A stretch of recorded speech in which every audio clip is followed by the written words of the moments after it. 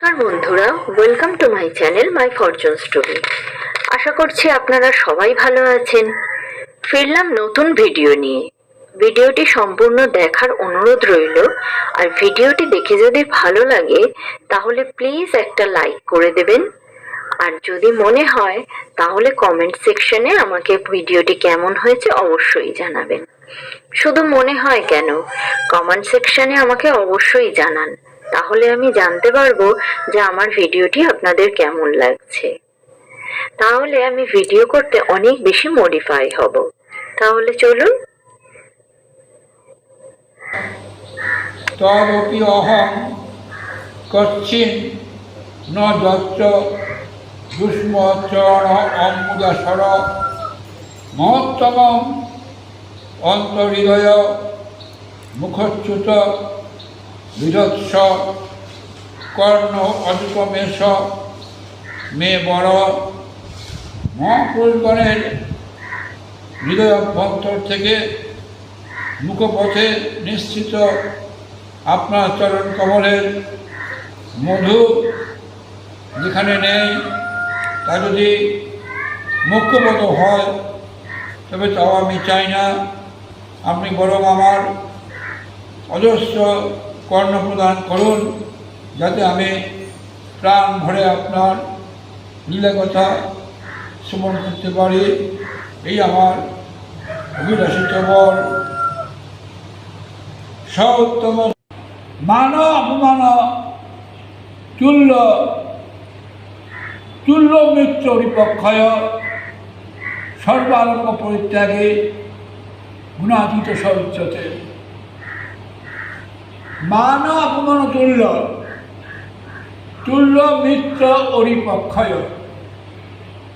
বন্ধু শত্রু মান অপমান এগুলো তো আর কিছু না, এগুলো সব সে ভুলে গিয়েছে। ভগবান 17 অধ্যায় বলেছে, কি বলেছে? যে আমাকে যে বৈরিভাব শূন্য সে আমার পাবে। কারণ আমি জেনে গিয়েছি যে যখন আমি গুণগুলোকে অতিক্রম করতে পারবো তখন আমার এই প্রকৃতির ব্যাপারে কোনো আগ্রহ আমার থাকবে না। কেন? এই প্রকৃতির প্রভু যে আমি তার সঙ্গে রয়েছি, এবং সেই প্রভু এই প্রকৃতির গুণাতীত, এই প্রকৃতির অতীত। আমি সেই প্রকৃতির অতীতের অংশ, আমি তার, তিনি অংশী, আমি তার অংশ। হ্যাঁ, এগুলো আমার কোনো স্পর্শ করতে পারবে না।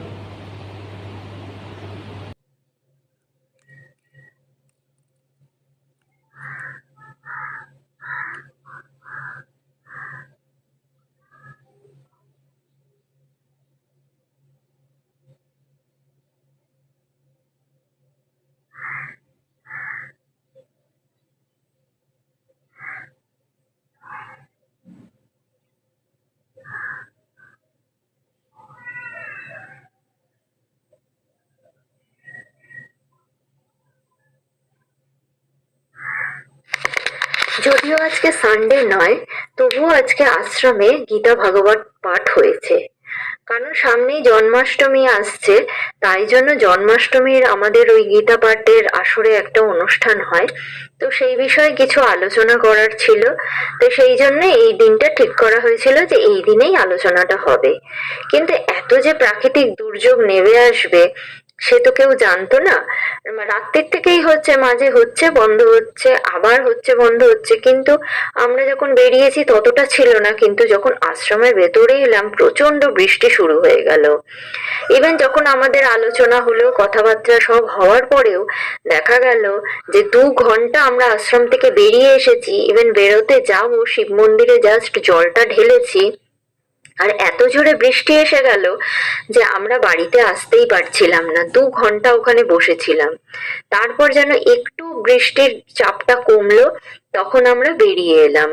তো সেই ভিডিওটা আমার পক্ষে করা সম্ভব হয়নি, কারণ এক কোলে একটা বাচ্চা, হাতে একটা ব্যাগ, মাথায় ছাতা, আবার মামনিকেও ধরতে হচ্ছে। মামনি আমার হাতটা ধরে ধরে আসছিল, কারণ সেও তো বয়স্ক মানুষ, তবুও নিজের বলে নিজে অনেকটাই হেঁটে আসে, কিন্তু তাও আমাকে তার সঙ্গ দিতে হচ্ছিল। এই পরিস্থিতিতে আমার পক্ষে ভিডিও করাটা প্রায় অসম্ভবই হয়েছিল, তাই আমি আপনাদের ভিডিওটা করে দেখাতে পারলাম না, কিন্তু আমার ইচ্ছা ছিল এইটা ভিডিও করলে খুব ভালো হতো, কি পরিস্থিতি হচ্ছিল আপনারা বুঝতে পারতেন।